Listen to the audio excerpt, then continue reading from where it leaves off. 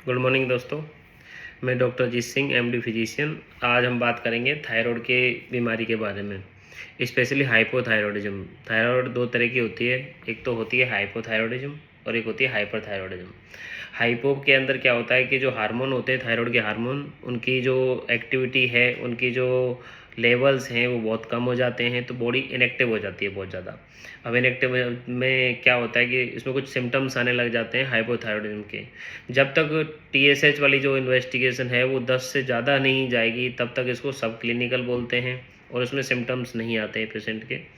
और जब इसकी टीएसएच का लेवल मोर देन 10 चला जाता है तो इसको फ्रैंक यानी ओवर्ट हाइपोथायरॉयडिज्म बोलते हैं, जिसके अंदर बालों का झड़ना, चेहरे पर सूजन का आ जाना, आवाज़ का भारी हो जाना, कई बार गले में जो लोअर नेक के अंदर क्या होता है स्वेलिंग आ जाती है, जिसको गोइटर बोलते हैं। थायराइड की जो ग्लैंड होती है वो एनलार्ज होके गोइटर बना देती है, तो जिसको थायराइड एनलार्जमेंट बोलते हैं।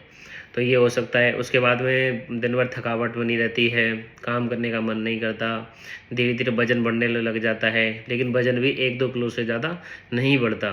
थायराइड के पेशेंट को आप चेहरा देख के पहचान सकते हो, उनकी आवाज़ काफ़ी मोटी हो जाती है, साथ में उनके पेट में कब्जी रहती है, पैरों में कई बार सूजन आने लग जाती है, और साथ में उनका उल्टी जैसा मन करता है, काम करने का बिल्कुल रुचि नहीं रहती, भूख उनको लगती नहीं है। और ये symptoms over the period of months और ईयर्स में आते हैं, ये रातों रात नहीं होती है। तो थायराइड की डिसऑर्डर जब भी होता है तो इसमें थायराइड फंक्शन टेस्ट और एक एंटी टीपीओ एंटीबॉडी एक जांच कराई जाती है, जिसमें ये डायग्नोस किया जाता है कि पेशेंट को हाइपोथायरॉयडिज्म है। तो जिसमें क्या होगा, T3 और T4 के लेवल तो वेरी लो हो जाते हैं और TSH के लेवल बढ़ जाते हैं, जिसको हम बोलते हैं फ्रैंक हाइपोथायरॉयडिज्म। अब हाइपोथायरॉयडिज्म अगर किसी को डायग्नोस हुई है, स्पेशली ये महिलाओं के अंदर बहुत कॉमन मिलती है, फीमेल के अंदर, क्योंकि ये बीमारी ज़्यादातर मोस्ट कॉमन जो इसका कारण माना जाता है वो हाशीमोटो थायरॉयडाइटिस माना जाता है, यानी auto immune disorder. Auto immune का मतलब होता है जब बॉडी खुद के ही ऑर्गन्स के अगेंस्ट में एंटीबॉडी बनाना स्टार्ट करते हैं, जिसको ऑटो इम्यून डिसऑर्डर बोला जाता है। ये फीमेल्स में कॉमन होते हैं मोर देन द मेल्स।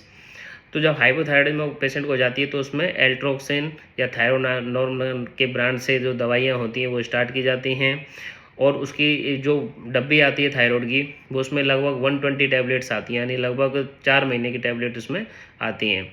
अब बात करते हैं थायराइड की गोली ली कैसे जाती है। बहुत सारे लोगों को नहीं पता होता कि थायराइड की गोली कैसे ली जाती है। सबसे पहले थायराइड की गोली को खाली पेट लिया जाता है और खाने के कम से कम आधे से 1 घंटे बाद ही आप नाश्ता या चाय लेंगे।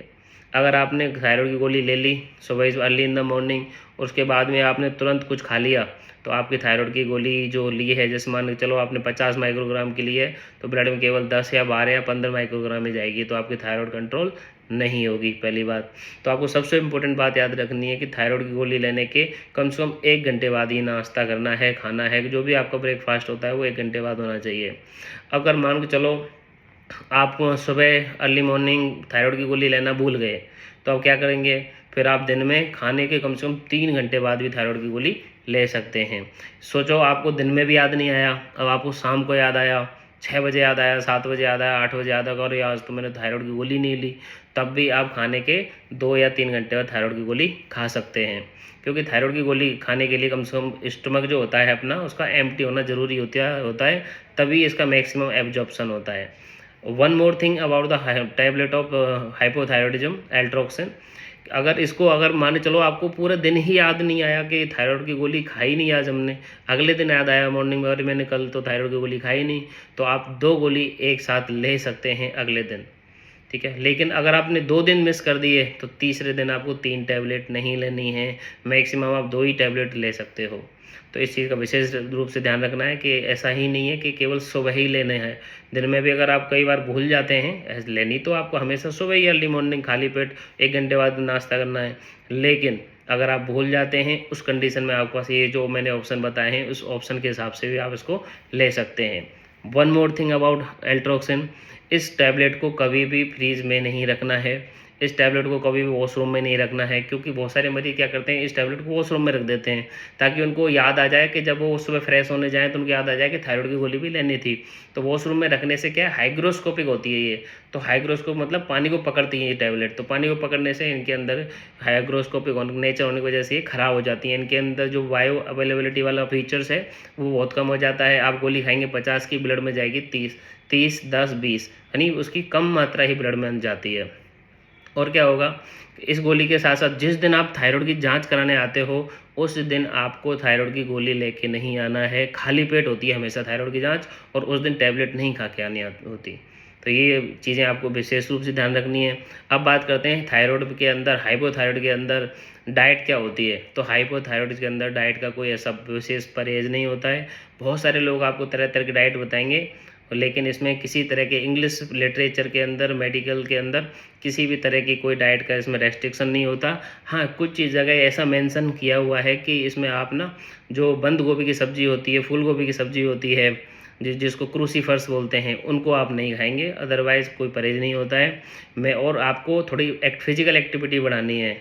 कुछ लोग जो थायराइड की गोली को छोड़ना चाहते हैं, अगर 6 महीने के अंदर अपने बॉडी वेट का 10% भी वजन कम कर लें, यानी अगर वो 60 किलो का आदमी है, 6 महीने के अंदर 6 किलो वजन अगर उसने कम कर लिया, 10% बॉडी वेट कम कर लिया, तो उस पर्सन की थायराइड की गोलियां बंद भी हो सकती हैं।